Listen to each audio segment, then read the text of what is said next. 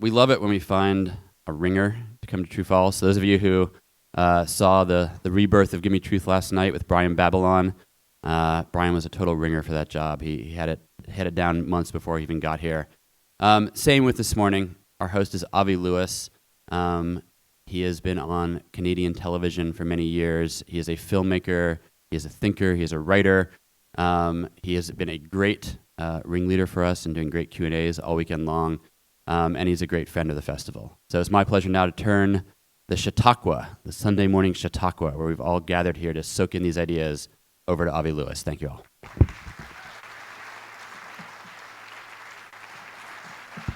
Good morning. How's your True False going? God damn, this is a good film festival. It's hey, do you think we could balance out the lights a tiny bit so I can see these beautiful people? I know it's sort of less dramatic, but if there was any like little, they're coming out of the darkness, like a photograph in the old fixer tray, just to give me a little bit more. There's human beings here. We can share it together. Thank you. Thank you. I can almost see the people who are smiling the brightest. I love this film festival. It's only my second year. I'm a complete novice at True False. But it's unlike any other film festival anywhere because it's not a film festival. It is a gathering of ideas, of hearts and minds. I've cried so many times in the last 48 hours that I think it's almost a cleansing ritual. And I have really been challenged by the films that I've seen. The festival brings me here just to moderate conversations and interview filmmakers on stage and bring the audience into the conversation.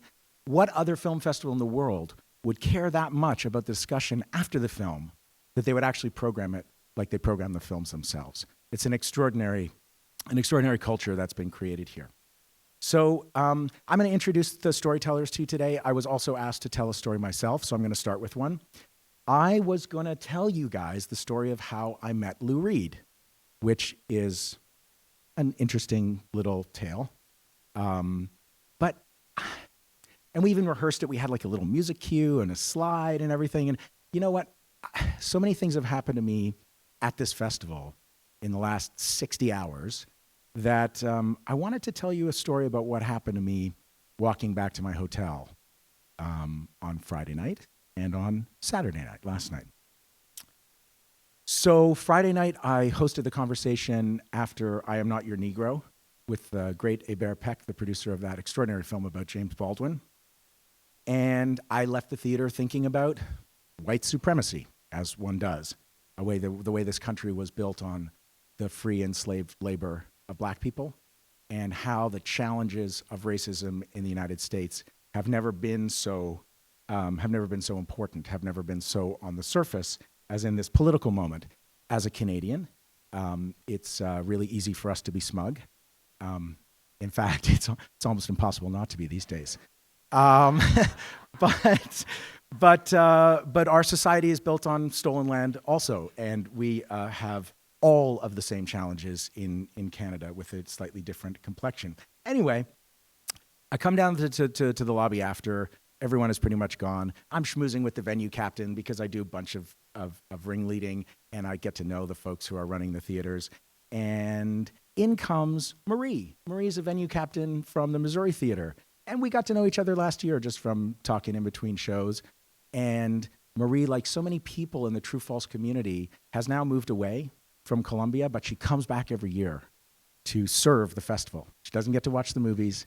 She just makes the venue run like a well-oiled machine. And she had come over because she saw my name in the program, hadn't seen me for the first couple of days, and wanted to come and say hi. How gorgeous is that, first of all? So I'm sitting there talking to Marie and the other venue captain. I'm like, oh shit, I forgot to eat dinner again. And now it's 12:30 at night. What am I going to do? Like, well, basically your only option is the taco place on Broadway. I'm like, okay. They're like, get the Mexican style, because then they put the cilantro. Good, perfect. So I go to the taco place, and so I don't know if you've noticed this, but it's mom weekend at school. Did anyone notice this? So this is the weekend when moms come to visit, and some dads. So it's not just the kids getting drunk at night, they're getting drunk with their parents, which is a uniquely kind of college phenomenon, I guess. So there is a lineup out the door, and inside is like an energetic soup of hormonal alcohol pheromones. It the place is filled with kids and some of their parents. So I wait in line for a long time, hear a lot of predictable conversations.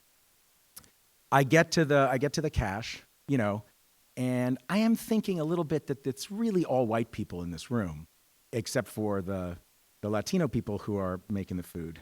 And I get to the line, or I get my tacos. I want to have a beer with it, So I order a beer. She says, I need to see 2 pieces of photo ID. I'm like, I'm going to be 50 in a couple of weeks. You just made my night. This is the greatest thing. So, but I don't know. I don't travel with all my documentation. So I get my driver's license, and I can't find another. Oh, I've got my health card. So I give her my Province of Ontario health card. And she says, what the hell is that? And I'm like, that, my friend, is free healthcare right there. And she goes, yeah, I want some of that. So the big, tall captain of the baseball team guy who's at the other cash register kid says, yeah, but I don't want to pay more taxes. I'm like, okay, here we go. And I said, you're perfectly right. I pay like 40% in income tax. But if I get cancer, I don't go bankrupt. And again, the person serving us is like, yeah, that sounds like a good deal. And the kid says, yeah, but I don't want to pay for anyone else. I'm like, wow, that's a pretty pure expression of individualism and the cult of it in this country.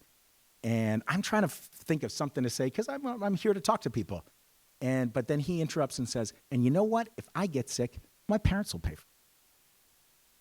So then I was thinking, like, so you don't want to pay for anyone else except you like them to pay? Forget it. Anyway, I left on Friday night feeling like there are worlds coming together at this festival that are worth a little bit of consideration. Last night, I met my friend Yancey Ford, who made this magnificent movie, Strong Island. How many people here have seen it? Okay. Now, I met Yancey a few years ago when we were in a good pitch together in Chicago, and we were both struggling with our movies at that point. And so I knew a little bit about Yancey's journey, and he made this extraordinarily powerful film with strongly formalistic artistic elements as well as unbelievably powerful emotion. He's trying to come to grips with the murder of his brother that happened when he was 19 years old. And so I watched the film. I didn't watch it until I was in the theater with 1,200 people. I was sobbing freely as I brought him on stage afterwards. I just couldn't help it. And we had a great conversation on stage, and we agreed to meet at the Ragtag after we were both done. Spent a couple hours at the Ragtag, a couple of whiskeys. We're both staying at the Broadway Hotel, and we're walking home at midnight. We're almost at the hotel when like a burst of kind of a violent motion spills out of this nightclub, and the bouncers are throwing out this kid, a scrappy, short college kid.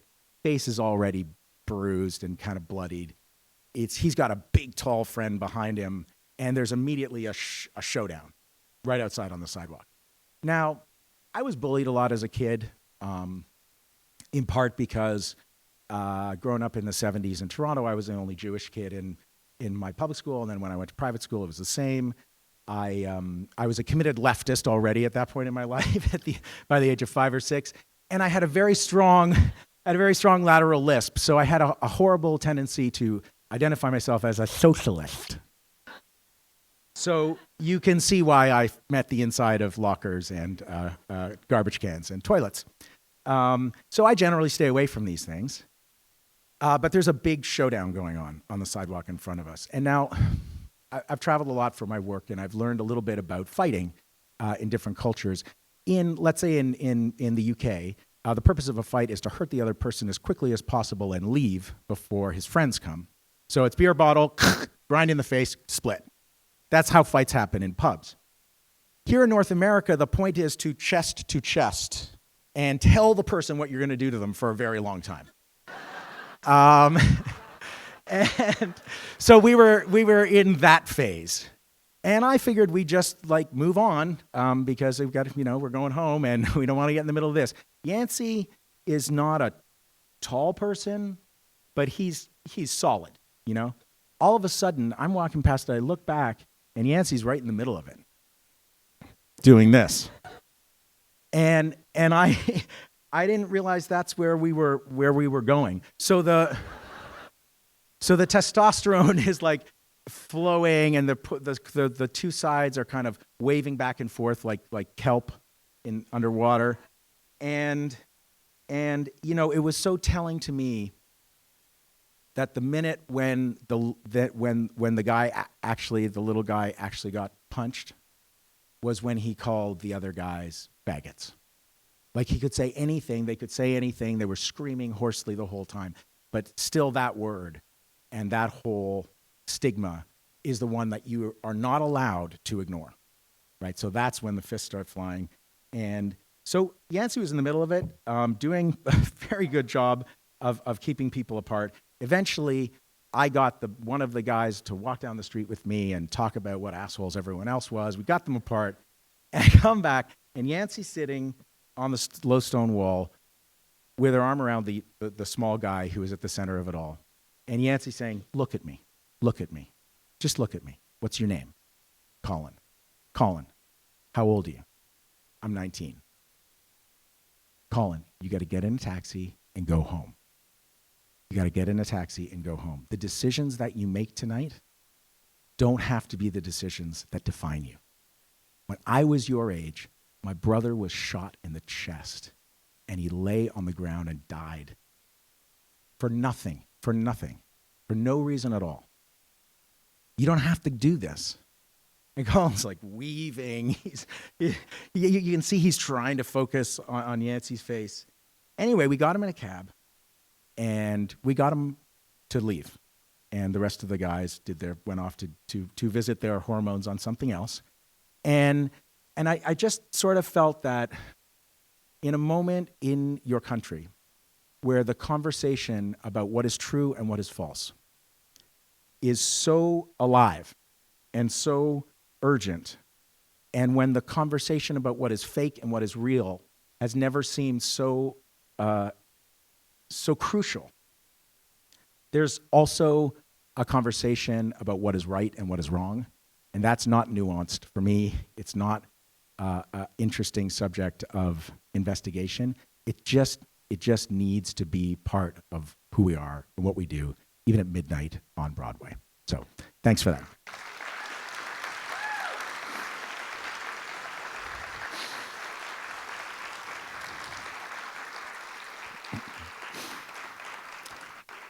I will now retreat to MC mode and quietly introduce the rest of the storytellers today. The first is Tabitha. Yeah, Tabitha Jackson. I'll just read these short bios because they're quite elegant, actually, and I've checked and they're even accurate. Tabitha Jackson is the director of the documentary film program at Sundance Institute. Don't say the Sundance Institute, by the way. It's like Talking Heads. There's no the. It's just Sundance Institute. Remember that for the next time you're writing a bio. And Tabitha has always been and continues to be an incredible force championing innovative ways to tell nonfiction stories. She's going to borrow my music stand and come out right now.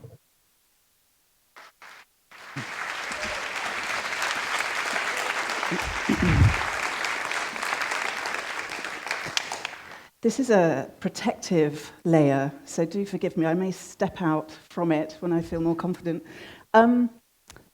It's wonderful to be here in this community of artists, and I'm slightly overserved and underslept, so I'm going to rely on notes to get us through this together. And I wanted to take into account your hangovers, so this will be a very gentle meander. It's not a provocation.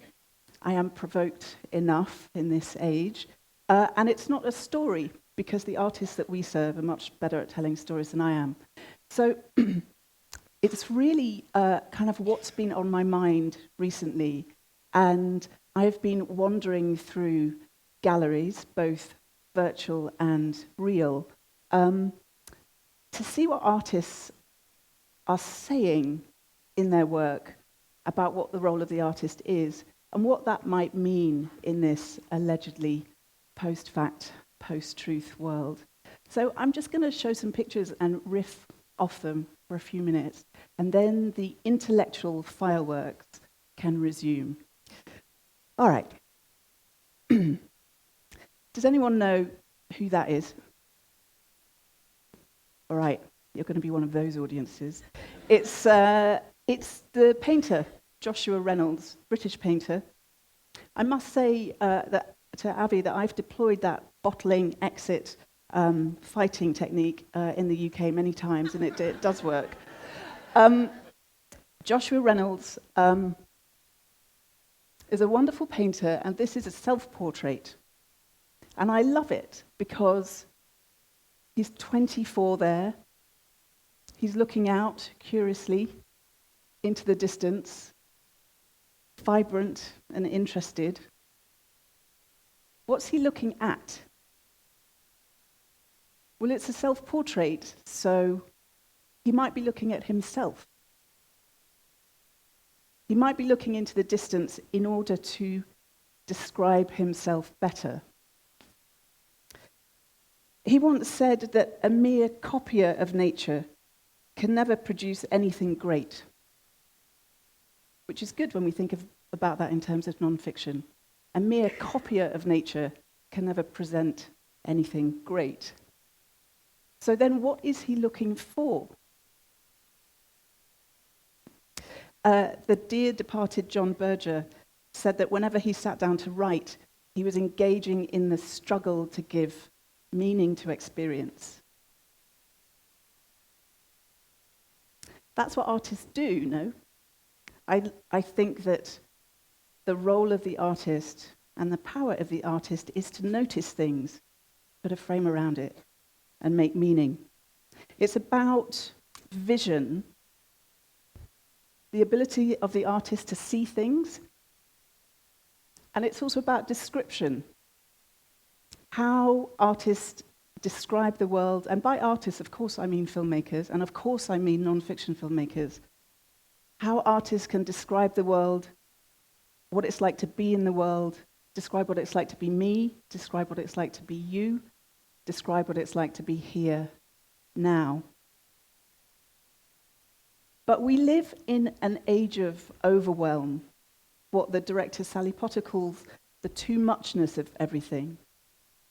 So how do we begin to describe what it's like to be us here? This is a detail from a painting by who? Oh, nice audience, you're very well educated. And she said, a bit like Reynolds, she said, nothing is less real than realism. Details are confusing.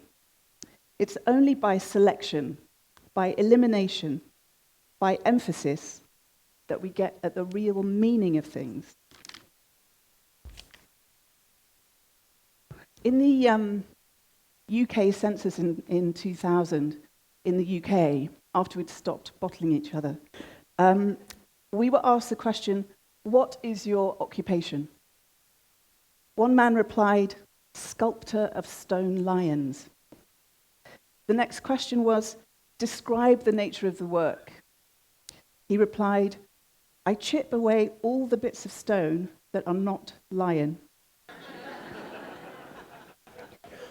So filmmakers, the good ones who find meaning, are lion sculptors.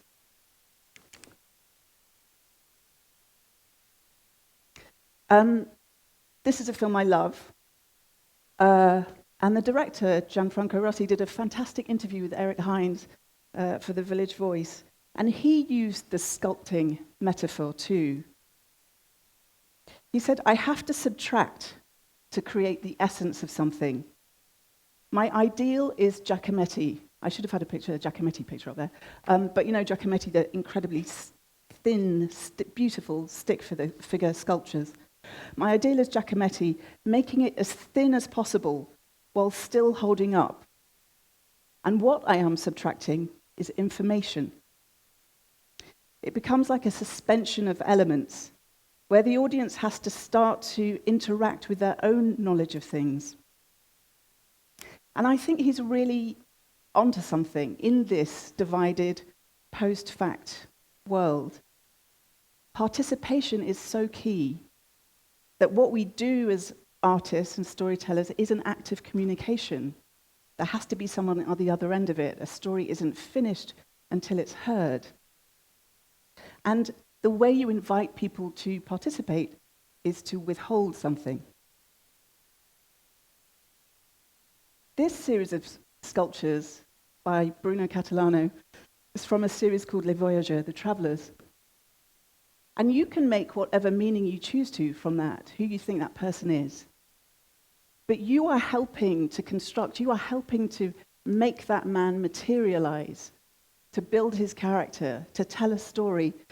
And for me, the meaning resides in what isn't there. The meaning is in the gaps, not in the information you're given. It's the information that's being withheld from you visually.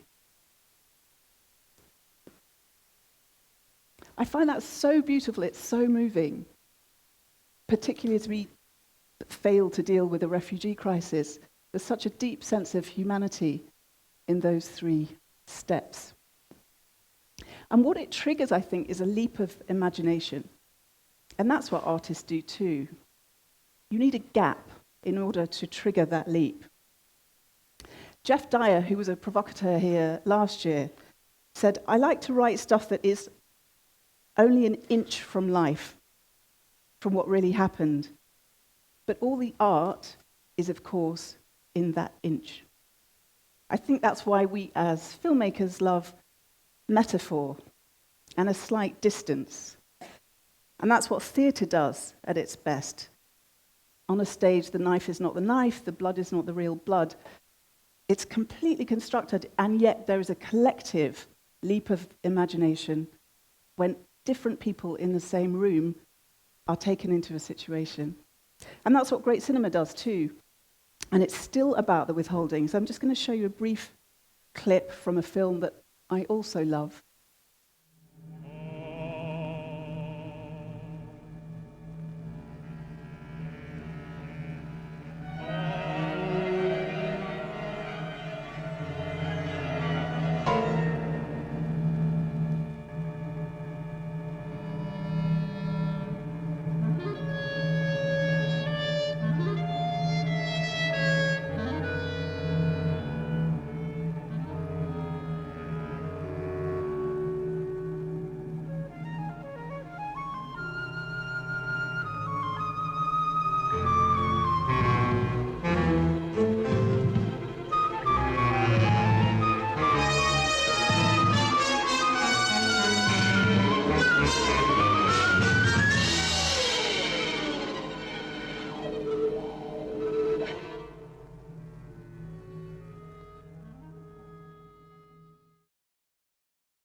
You never get to see what the child is seeing, but you see a lifetime of emotions crossing that kid's face, and it's compelling. He's watching a puppet show.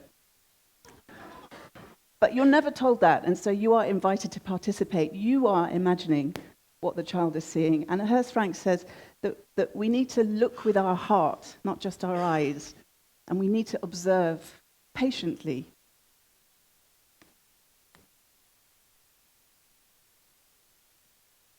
Who painted this? Yes, Caspar David Friedrich, German Romanticist painter. And this is called Wanderer Above a Sea of Fog, which is kind of apt for where we are. Looking into the distance, again, looking into the distance, trying to make sense of things. And the distance here invites me to think about the future. He's looking forward. We're behind him, not with Reynolds. We're behind this guy. And looking towards the future is another thing that artists manage to do so well. They make a thing that doesn't yet exist imaginable. John Berger also quotes Robert Capa and says, if the picture isn't good enough, get closer. Which I love, but I also think the opposite is true. Sometimes you have to step back to understand the context. Sometimes you need that distance. And distance from the old Latin, distare, meaning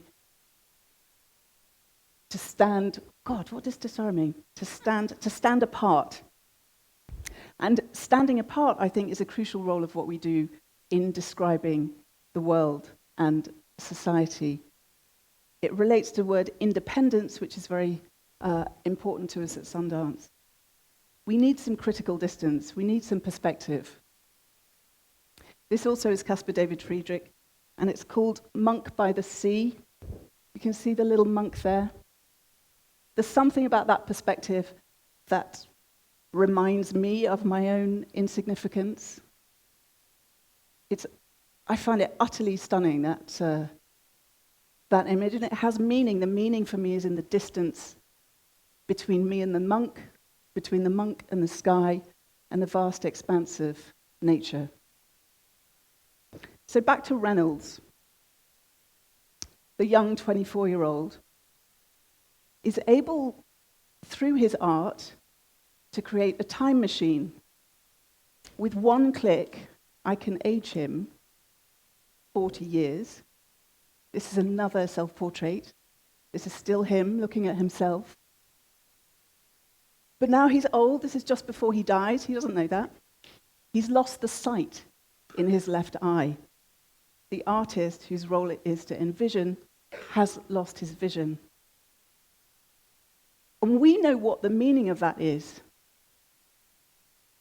The meaning for me resides in the click between these two pictures. And that's also a power that artists have, that we can create time machines to understand. Kierkegaard talked about life can only be understood backwards, but must be lived forward. So when we try and understand the moment that we're in now, we need to give it a little time.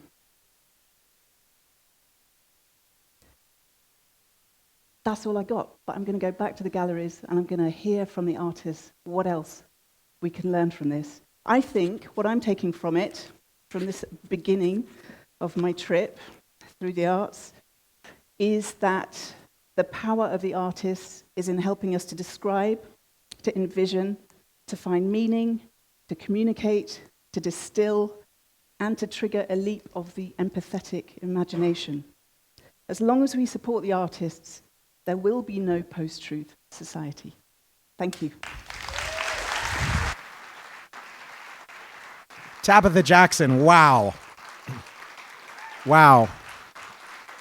Also, I could just listen to her read the phone book. If Tabitha, if you've never done an audiobook, we need to get talking. The next intervention comes from Sarah JEONG, who was trained as an attorney. She will not be discoursing on the law today. Sarah's now a contributing editor at Vice Motherboard, where she writes about technology and policy and occasionally the law. And her book, amazing book, is called The Internet of Garbage, and it considers online harassment, which I also don't think she'll be talking about today. I got a peek at her slideshow, and you are in for a treat. Sarah.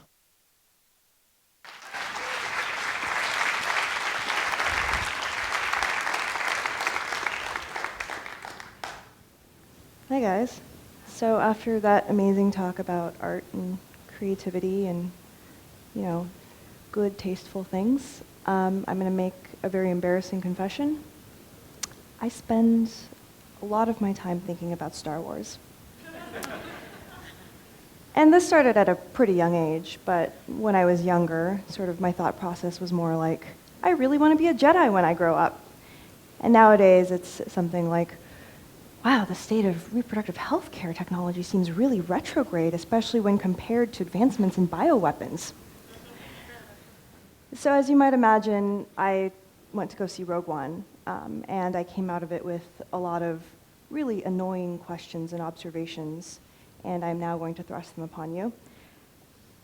By the way, I'm going to spoil the entire Star Wars franchise over the next 5 minutes, so if that's going to bug you, you should probably cover your ears and wait until I'm done.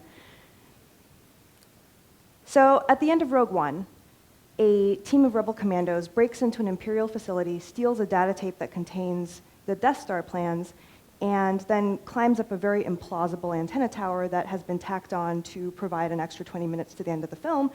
And they beam those plans from the archive facility on the planet to a rebel ship that's waiting in orbit. The rebel ship then copies the plans onto a little disk. The disk makes its way to Princess Leia, and that's where the events of Rogue One end and the events of A New Hope begin. That little disk is the key to saving the galaxy, because it contains the only copy of the Death Star plans that are available to the Rebel Alliance, which they need to be able to stop a supermassive, planet-destroying weapon that is going to steamroll over the entire galaxy and cement the military supremacy of a political regime that is a very thin reference to Nazi Germany. Nazis, but in space. Space Nazis. I never said Star Wars was good, just that I think a lot about it. So, if this disk is the key to stopping Space Hitler from taking over the galaxy, why did they not make more than one copy? Would it have really killed them to do that? But actually worse, because of we find out that they beamed it through an antenna tower, we now know, oh, these plans went wirelessly from planet side to the ship.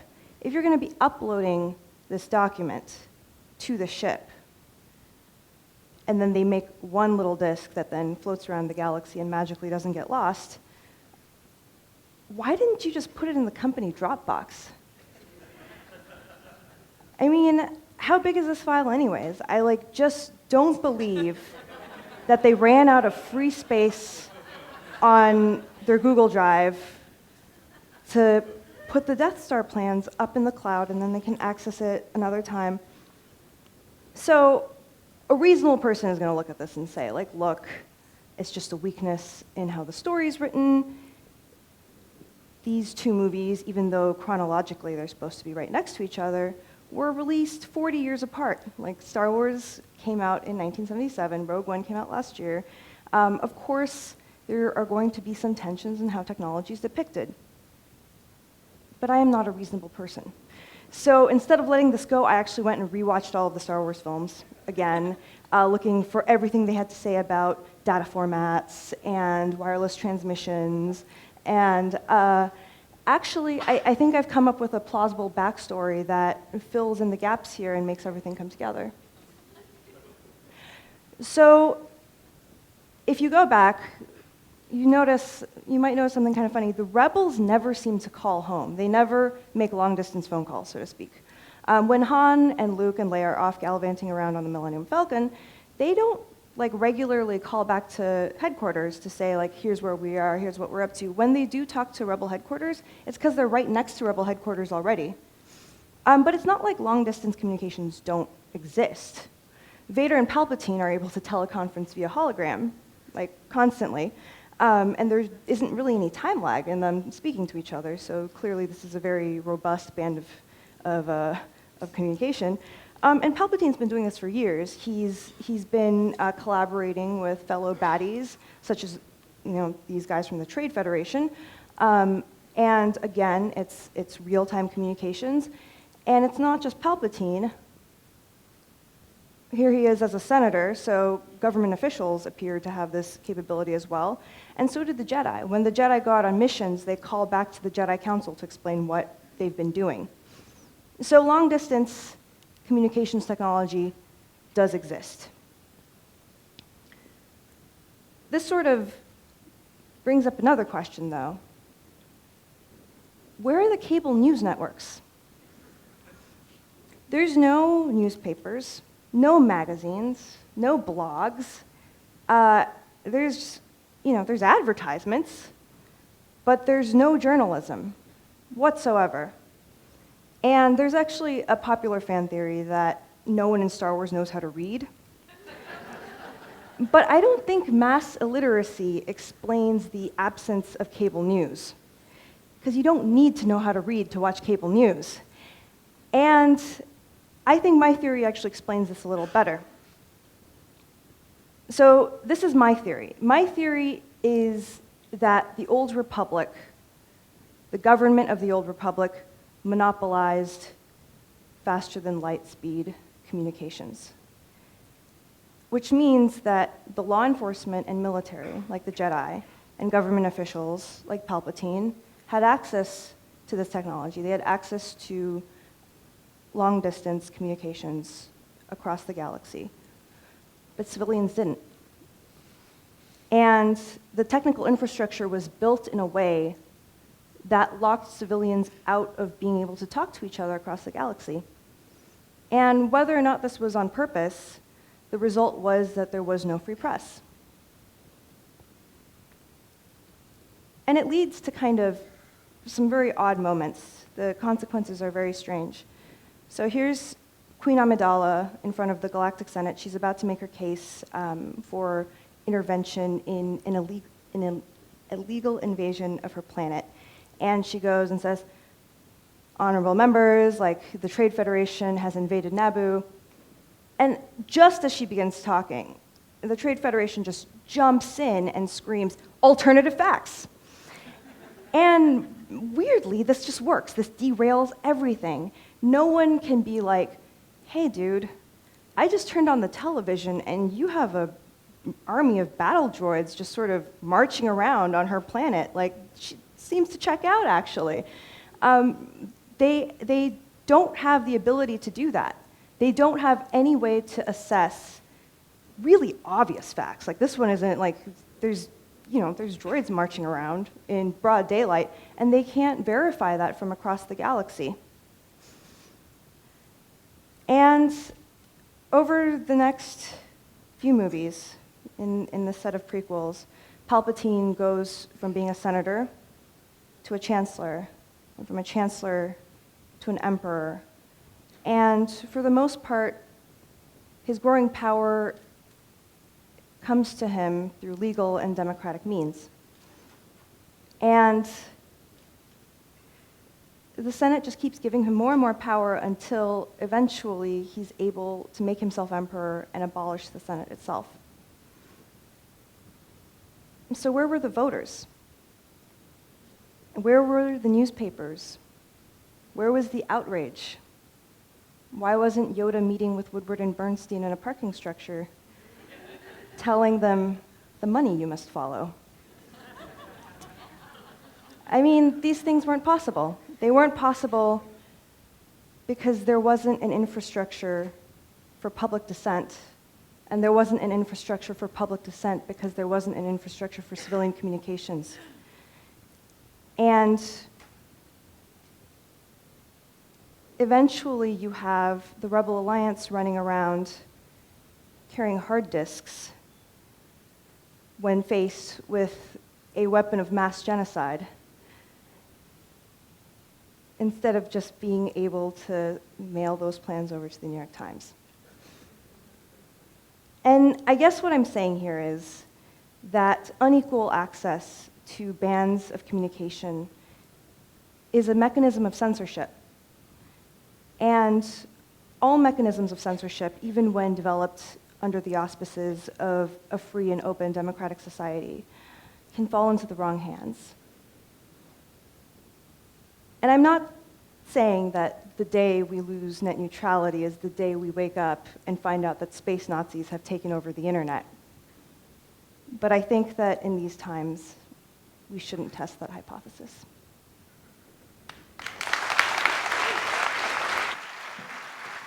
Sarah JEONG.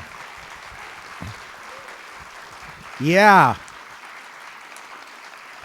Putting journalism back in space where it belongs.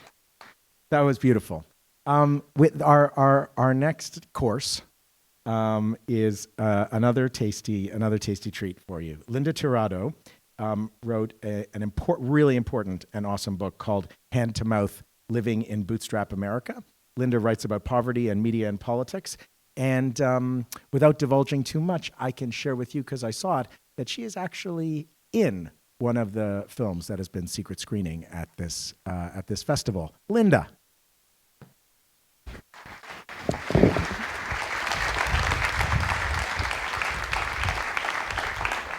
Hi, guys. Are the hangovers lessening yet? Are we settling in? Good. I've been working on it. I'm a journalist, which is new, so I get to talk. Like, people actually pay me to think things and then write them down, which is a great gig. I recommend you get paid to think things and write them down. But until I was a journalist, I mostly worked in fast food, at or about minimum wage. And then I was paid to not think or say anything. So when they asked me to put together a presentation, I thought, speech and what it means, because this is 2017, so we're all obsessed with a few topics in this country right now. And I want to talk about why we speak. So the way I actually came to prominence was a lady was wrong on the internet, and I corrected her. She said that poor people did counterproductive and silly, stupid things. And I was just home after my second shift and drinking, which is why I love this film festival. And it went super viral. Like 13 million people read it around the world. I had to put my welfare records online because people accused me of being a rich, very rich person, actually, that had somehow made Twitter work for me. And so,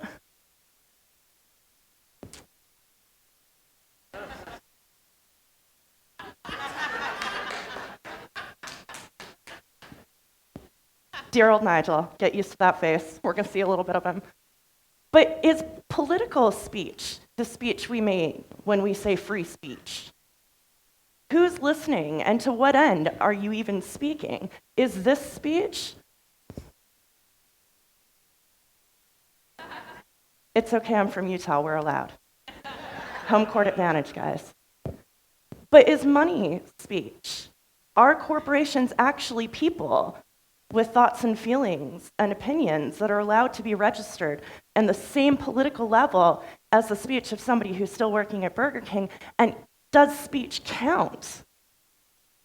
If your vote is your voice, and your voice is counted differently depending on where in your state you live and who was in charge of it 10 years ago.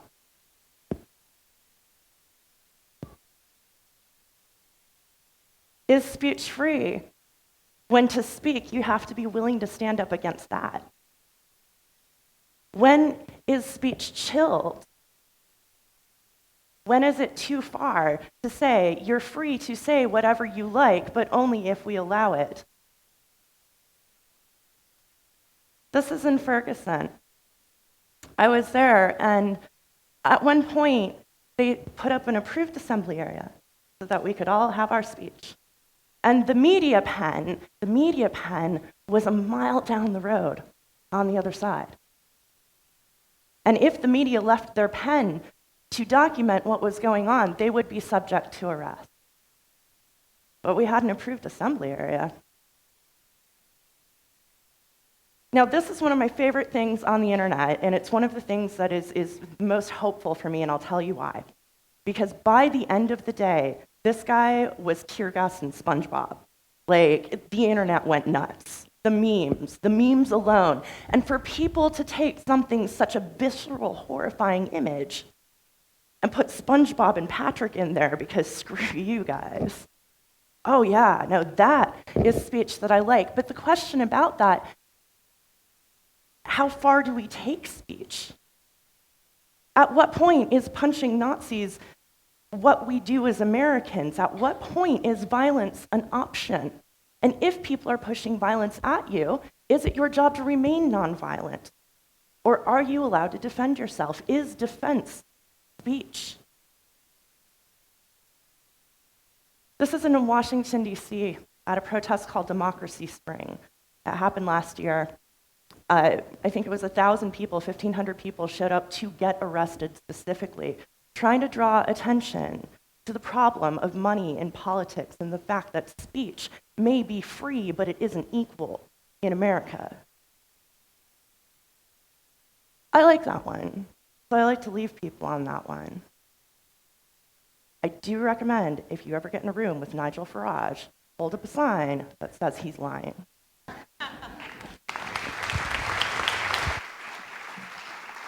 Linda TIRADO. You know, I think interesting that this Chautauqua is starting to be a microcosm of the festival, where you get these really different works, and then you start to see the themes emerge, and they start talking to each other. Isn't that cool? Amazing. We have one more intervention before we get some more beautiful riverine harp music. And this fellow, haven't seen his presentation, but I saw the visual part of it. I can't wait for this. Charlie LYNE is a filmmaker. He's here at True False with his short film Fish Story. He's also, embarrassingly, he would never tell you this, a film critic for the super fancy Smarty Pants Sight and Sound magazine, which we still venerate, yeah? And that's all I'll say about Charlie. He's going to tell you the rest. Charlie. Thank you. Hi, everyone. Thank you. My name's Charlie, and since I was a kid, I've been fascinated by film certificates, so like the film ratings. And in the UK, we have a fairly equivalent system to the one you have here, like a sliding scale up from U, which is our G, up to 18, which is our sort of NC-17 rough equivalent. But without boasting, our ratings are much cooler than yours. You have those sort of little boxy black and white designs. Ours are sort of circular, multicolored. They're sort of like the terror threat level warnings. So it goes through from U, which is like a very innocent, innocuous green, up to 18, which, well, in fact, 12, 15, 18 are increasing shades of red. So when you're a teenager or younger, it creates this very sort of evocative sensation whenever you see those symbols, because it denotes the kind of illicit thrill that awaits you in each of those films. The 18 certificate, I should have brought a slide of it, but the 18 certificate itself has a sort of like cultural meaning in the UK that is very sort of filled with meaning for anyone under the age of 18, because it just connotes every imaginable sexual, violent thrill that you could possibly experience.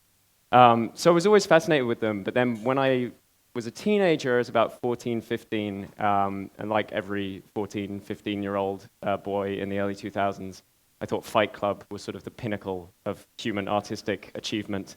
And I had that film on DVD, like we all did, and it had the perfect 18 certificate that I wanted it to have. But I remember once reading the sort of IMDb trivia about the film and seeing that the copy I had was cut by 3 seconds to remove like a particularly extreme bit of violence. And I was just instantly thrown by that. I didn't really understand what that could mean, why, you here in the US could have a version that was 3 seconds longer than the version I could have.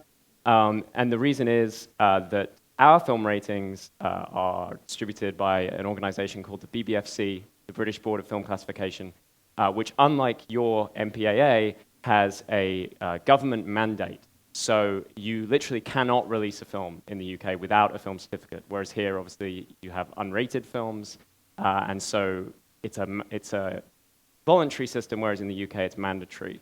And I was really thrown by that. I remember at the time, in English class, we were studying like the history of literature censorship and, reading about the Lady Chatterley trial and how that, removed this idea of censorship from the world of literature in the UK. Or we were, reading about theatre in the UK in the 1960s and how there was, a censorship agency there that again was taken away. And so censorship in my mind was this sort of archaic thing that existed either in the past or in much less progressive societies. And yet here was this example of it, which seemed to fit, obviously people have different definitions of censorship, but the government choosing which art you can and cannot consume is within pretty much all of those definitions.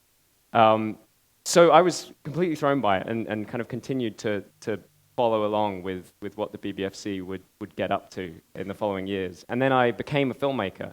And the first film I made, Beyond Clueless, I self-distributed in the UK. And so that meant for the first time I had to see that experience for myself. I had to go to the BBFC and get a film certificate from them in order to distribute the film in a few cinemas across the UK and tour it around and stuff. And that is when I realized how incredibly prohibitively expensive the process is as well. I had about £1,500 put aside for the entire distribution budget of the film, and the film certificate, which they charge per minute, came to about £1,000. So that was almost immediately like the entirety of my budget gone on that one certificate. And shortly after that, I was invited to an open day that they had at the BBFC, where me and a bunch of other filmmakers gathered together. And a lot of them had sort of similar stories about, you know, how restrictive that cost had been for them. And the other thing is, unlike the MPAA here, there's no sliding scale for the cost. So what is like pocket change for Warner Brothers when they're rating Fantastic Beasts and where to find them is, you know, an independent filmmaker's entire distribution budget. But what I was struck with at this open day was, although we seem to have similar problems with the BBFC, no one else there seemed to be really questioning its role or its right to exist in the way that it does. And so really they were looking for a kind of pragmatic way to get their film the certificate it needed, or just get through the system as smoothly as possible with as little friction as they could. But no one seemed to be questioning whether it should exist, or whether it should exist in the form that it does. And I tried to think why that might be, and the only kind of conclusion I could come to is that tradition is massively on the side of this organization.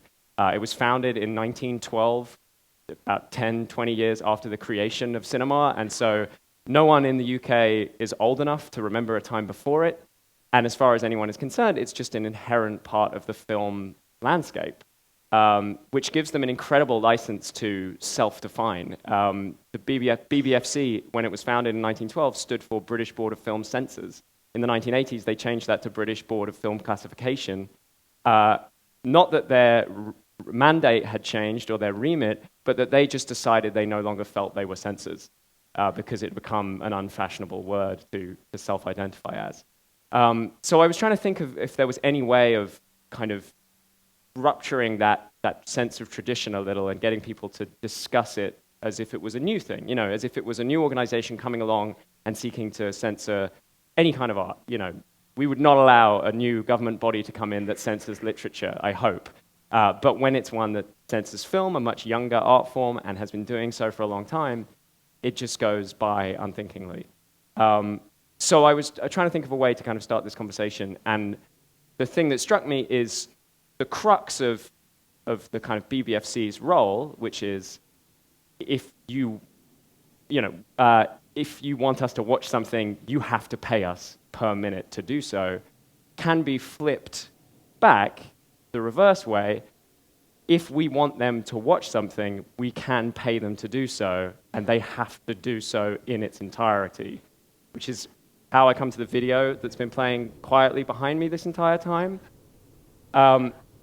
This is a wall I painted in December 2015, and then in January 2016, I crowdfunded a campaign to send this film, entitled Paint Drying, to the BBFC for classification.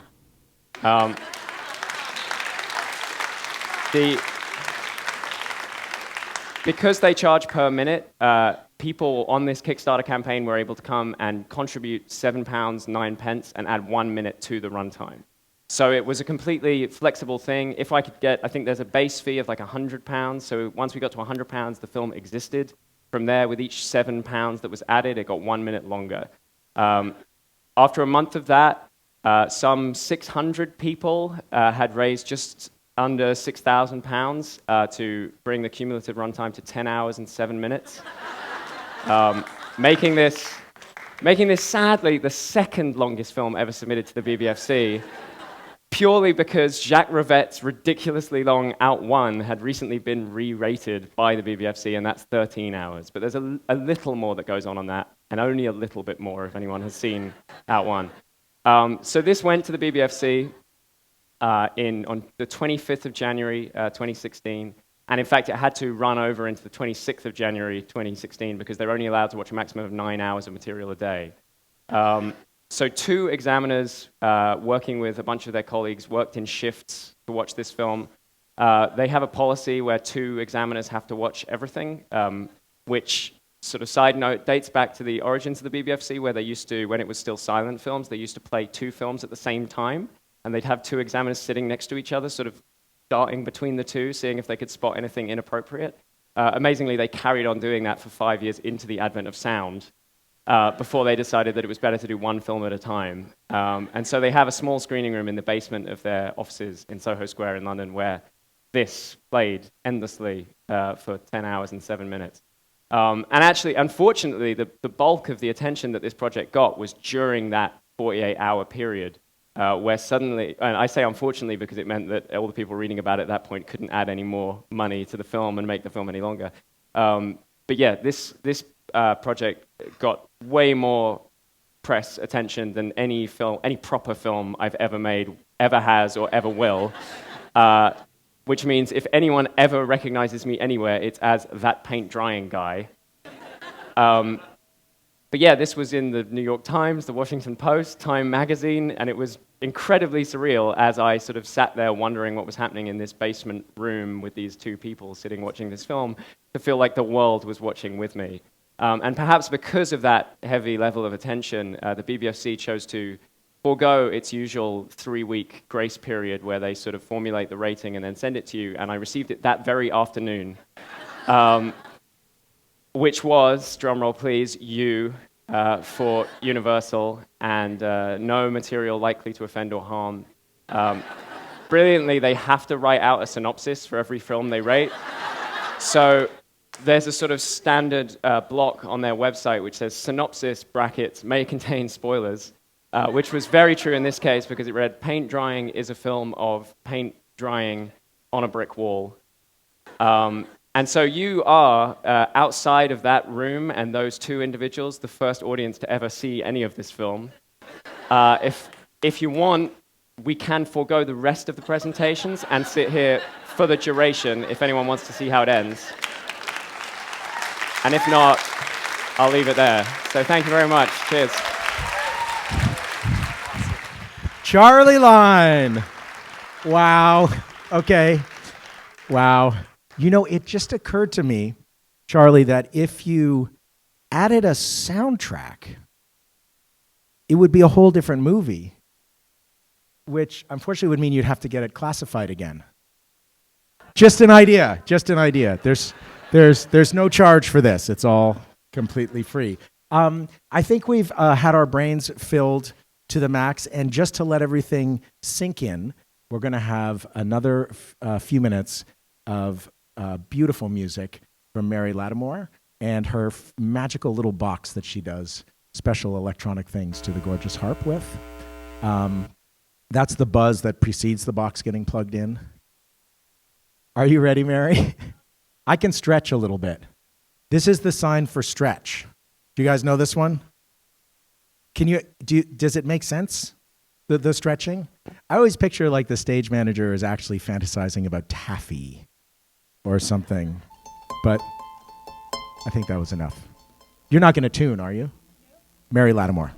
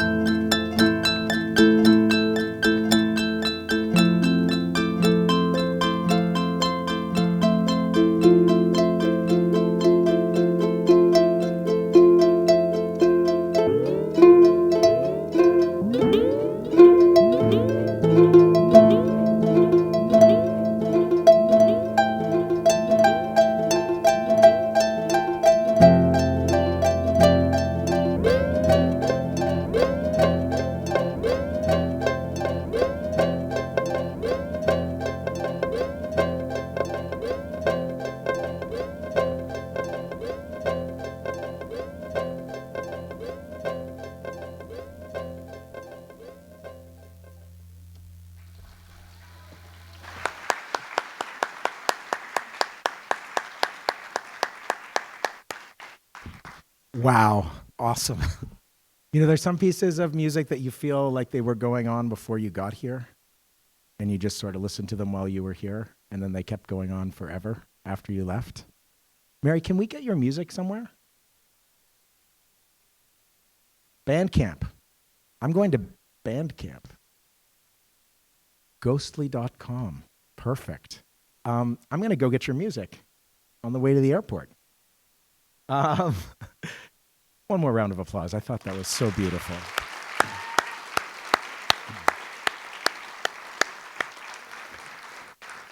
And how elegant to have a hand truck to just take it out when you're done.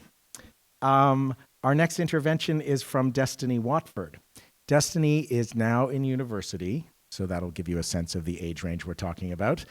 She is an unstoppable force who won last year's 2016 Goldman Environmental Prize. As an environmental filmmaker, I can tell you that the Goldman is the Nobel for people defending land, air, and water. And Destiny is now a global figure for the work that she has done, leading opposition to the nation's largest trash-burning incinerator that was proposed for her Baltimore neighborhood. Everyone, Destiny Watford.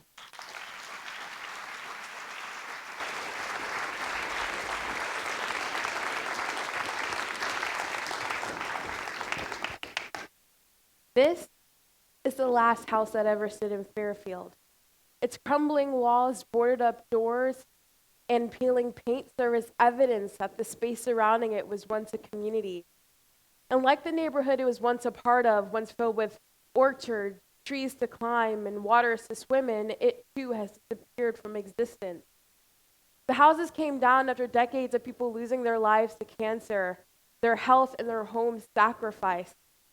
This is largely due to the polluting industry that surrounded the neighborhood, from chemical plants to landfills, the list goes on and on. The response of that, or the effect, was that while residents of Fairfield were displaced, in their place, there has been a seemingly endless sea of industry without a single proof or evidence that the community of Fairfield was ever there. My name is Destiny Wofford, and I live just up the street from Fairfield in a small community called Curtis Bay, where in high school, I joined a group called Free Your Voice, where we learned about human rights, what they mean, and how they're reflected in our everyday society. When we looked at our neighborhood, what we saw was that we were plagued by the very same injustices that uprooted Fairfield. For instance, right now I'm 21.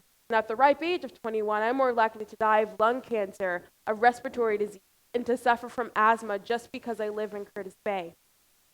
What's more is that there was a plan, despite all of this, there was a plan to build the nation's largest trash-burning incinerator less than a mile away from my high school.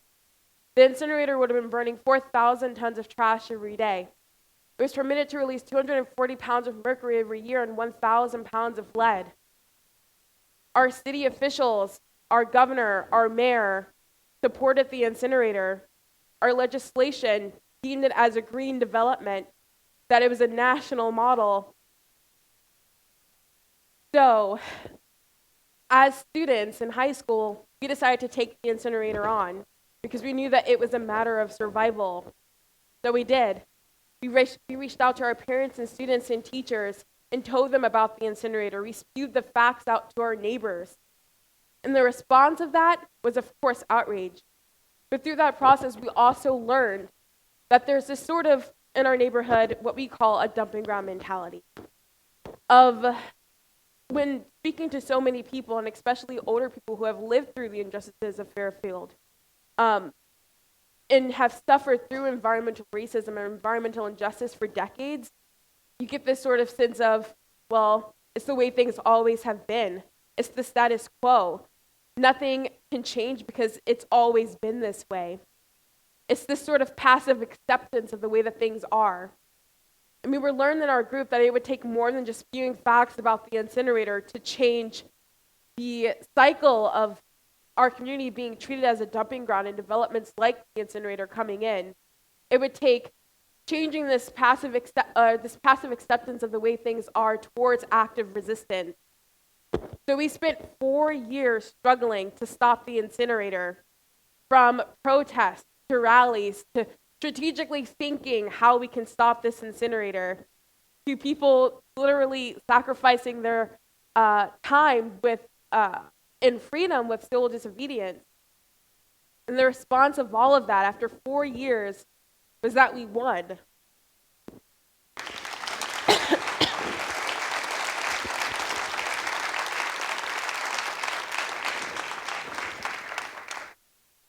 But the challenge doesn't stop there, because the reality is that the incinerator is not the first or the last development of its kind. These types of developments that pollute entire neighborhoods, that displace people, exist all across our country and all across the globe. And their power rely in this very simple value that can be seen in the structures that we rely on to keep our society going. This value of profit over people. And if we are truly ever to stop developments like the incinerator coming into our communities and putting our lives at risk and displacing our homes, or ourselves and our homes, we need to start challenging the status quo and what has become normal to us. For instance, what's the last thing you threw away? Do you remember? Did it go in compost or recycling or maybe on the ground? I ask these questions not to shame you, because honestly, I don't either, but rather to talk about how easy it can become to forget the injustice that we're facing on a daily basis, because they've become so engraved in the structures that we rely on. All of this is to say that change can only truly happen if we begin to challenge these everyday normal realities. Thank you.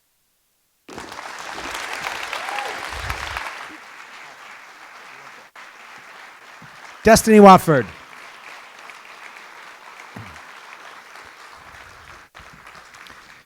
It is humbling when you see someone changing the world and you go like, what am I doing with my time? It'll be exciting to see what Destiny does next, don't you think? This next provocation is, for me, one of the most profound. It's rare to get to hear a photographer talk because they usually speak in images, but the combination that you're about to experience is something spectacular. Stacy Kranitz was born in Kentucky. Stacy's photographs document those outside mainstream American culture. Her most celebrated photographs are those that she's taken in Appalachia, where she is demystifying well-entrenched stereotypes. And that is precisely what she's going to do for you right now. Stacy.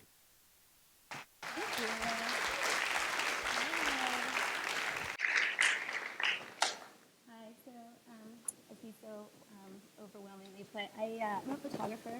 I make work all over the United States, but in particular, we're going to talk about work that I'm doing in Central Appalachia, which, as we know, is a place that has become the poster child for poverty, particularly white poverty. And what you see here is the Ohio River, and on one side is Ohio, and the other side is West Virginia. And I came to this area about 4 years ago. I've been working in the region for 7 years, but I came to this particular area about 4 years ago to meet a man named Patrick Green. And what I wanted to talk to you about was this really interesting relationship that started to, I became kind of obsessed with, which is this triad between the subject, the viewer, and the actual photographer, and how this triad kind of shifts around and it makes a mess of things. So I make work about class, and I focus on the idea of what we think poverty is, how images of poverty function in society. And so this image, which I took, this portrait that I took of Pat in front of his home, is a really classic image that you would see of life in Appalachia. It's a very disheveled-looking environment. But actually, Pat is an upstanding member of society. He has a job, he's not on welfare, and he chooses to live like this in this trailer on land that his family has owned for many generations. It's a holler. It's called Tin Can, and it's in a town called West Columbia, West Virginia. And what I think is so interesting is that there's a lot of sort of things that we don't quite understand. Like images sort of fail us when it comes to thinking and looking at poverty. But there's actually like a real practical reason for why these cans are there. They, anytime Pat runs out of money, because he gets paid once a week, he collects all the cans and he goes to the store, the recycling place, and he gets a little bit of extra cash to keep going. So over the last 4 years, I started spending a lot of time with Pat and his friends. This is Dozer, his best friend, and Dozer's brother. This is actually the first night I met Pat. And, you know, as a photographer, you think a lot about light. And you think a lot about things that really don't have anything to do with, like, the actual social causes that you're interested in. And I was really desperate. I had just met Pat. I was at this place that seemed really, really quite interesting to me in terms of what I'm wanting to visualize about poverty. And so I photographed Pat throwing a chair at his own trailer because his best friend Dozer had locked himself inside, and this really upset Pat at the moment. And then Pat, of course, turned around and screamed at me because he really didn't know who I was, and he's like, "Don't take pictures of me doing this." And it was like a really beautiful, provocative moment to begin this whole relationship with Pat. Because, of course, I kept taking pictures. And then, you know, I thought that he was going to kick me out and say, "Don't ever come back here." But he was like, "I'm so sorry that I yelled at you."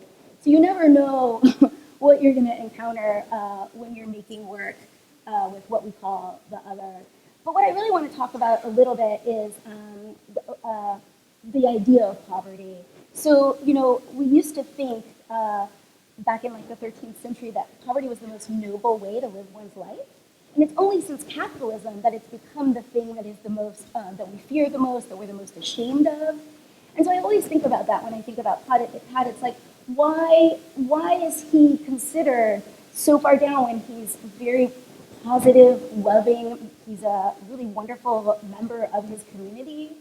And in a lot of ways, it just baffles my mind that we have this system in place that creates, that puts these wealthy people who I find less enjoyable to hang out with at the top of our spectrum of good and noble. So this is just another perspective. These are some people coming over to hang out. And I also found something that's really interesting is that we have these words that are really offensive. So honky is a very derogatory term to talk about someone like redneck or white trash. And so I really love that Pat completely owns the stereotype in a way that switches the agency of it, right? And so these kinds of things about Pat are what made me want to spend more time with him, because I felt like we really needed to. So a lot of people in the region of Appalachia think that we should not show any poverty, that we should just show the beautiful things that are happening, the way that people are doing wonderful things to rebuild the economy after the coal decline. But I feel really strongly that it's important because if we erase the poverty, we sort of avoid reconciling with the shame that we feel about it.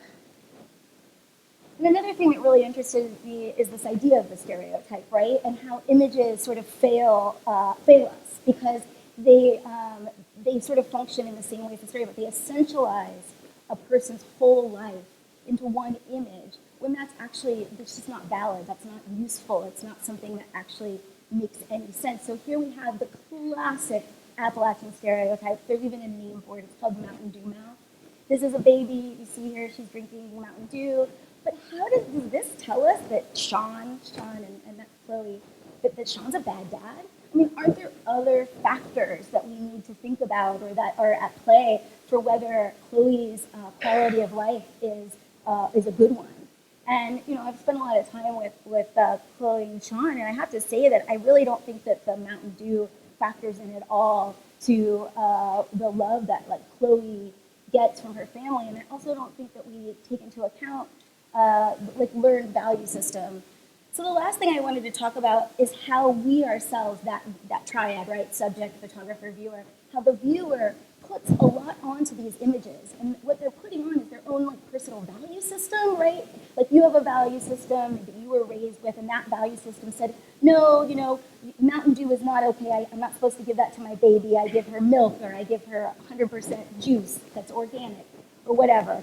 So it's our value system that we're putting onto images. It's also our own personal upbringing. A lot of people who grew up in poverty feel a lot of shame. They feel really uncomfortable around images of poverty. And I think that that makes sense because they're really concerned about how what other people say about that image is something that they're saying about their own lives. And also people who don't really understand a certain way of life, who just come from, like me, the suburbs, and never really experienced what one might call poverty, just sees this in this very othering kind of distance way. And so I just hope that when you continue to look at images as we progress in this the next 4 years of poverty, and we think about what you're putting onto that image as much as what it's giving to you. Thank you. Stacy Kranitz. Wow. So already we have arrived at the last provocation, intervention, intercation. I'm going with intercation. Is that okay? Can we call them that? They're provocative, and they're ripping little new seams in our understanding of what's been happening this weekend. Sarah Kenzor is based in St. Louis. She is a Twitter legend. I don't know if you know that. Okay, someone knows. Sarah covers politics and media and the economy. For the last decade, she's researched authoritarian states of the former Soviet Union, an increasingly relevant topic. Sarah.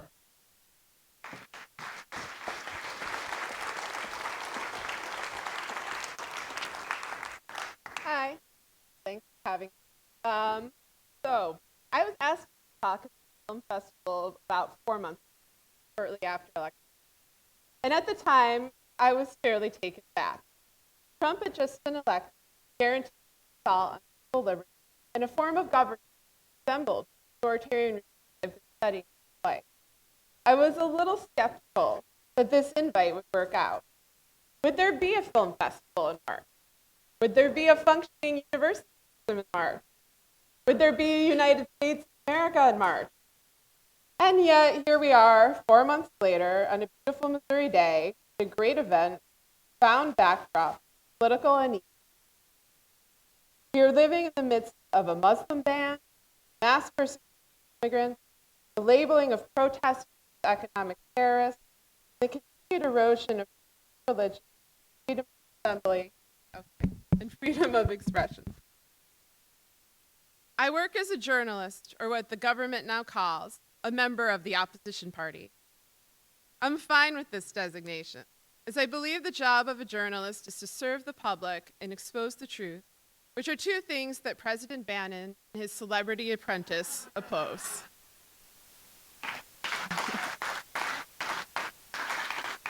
I'm not alone in this task. The job of a journalist, of serving the public and exposing the truth, is also the job of a documentary filmmaker. In an era when alternative facts are peddled by those wielding power, the works of filmmakers like those you saw this weekend are more important than ever, for it strengthens one of our greatest weapons against authoritarian rule, which is the cultivation of empathy. The politics of the digital era are the politics of ceaseless propaganda, in which lies and conspiracy theories are hurled by those in power with a flagrancy that can wear you out. The tactics our government uses are not new. I've been studying these tactics for years in Uzbekistan, Azerbaijan, Russia, and other former Soviet authoritarian states. In these states, it's become common practice to assume that all information is unreliable and all sources biased, which perversely ensures that all rumors are taken seriously. Rumor is not automatically believed, of course, as much as it's shared, parsed, and discussed beyond what its dubious origins may merit. But the result of this kind of ubiquitous paranoia is not disbelief, it's credulity.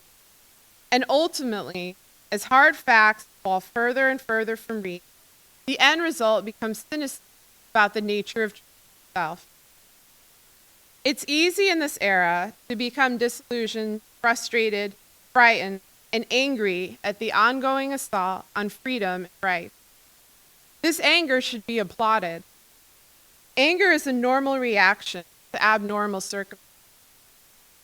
Willingness to confront the harshness of our social and political situation, rather than to deny it or try to escape it, is an asset.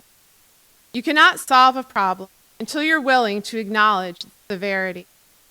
In this political climate, it takes a dark imagination to see the light. The power of many of the films that were shown this weekend lies in that they refuse to turn away, they refuse to provide easy answers, and they refuse to offer assurance that things will be okay. Things are not okay, and they will not be okay unless we work to fix them in whatever ways we can. So I encourage you, as you watch these films and presentations on crises, both distant and familiar, to not take hollow refuge in cynicism. I'm not an optimistic person, as any of you who have read my writing will know, but I do believe that trying to understand how others feel and taking full stock of our shared crisis is the way to move forward.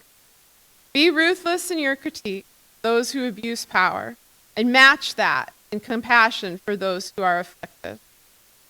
As the last year has shown, we live in an era where anything can happen.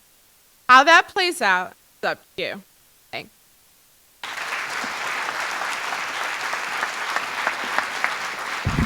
Sarah Kenzier, thank you. What a lovely piece of writing, and what a great last note, don't you think? So it wouldn't be a true-false event unless there were a very specific beverage connected to it. I think you've noticed that. In this case, it's high tea. So what more provocative thing could we do than drink tea together after something like this? Folks, one more round of applause for the great provocateurs, and thank you for being a wonderful audience.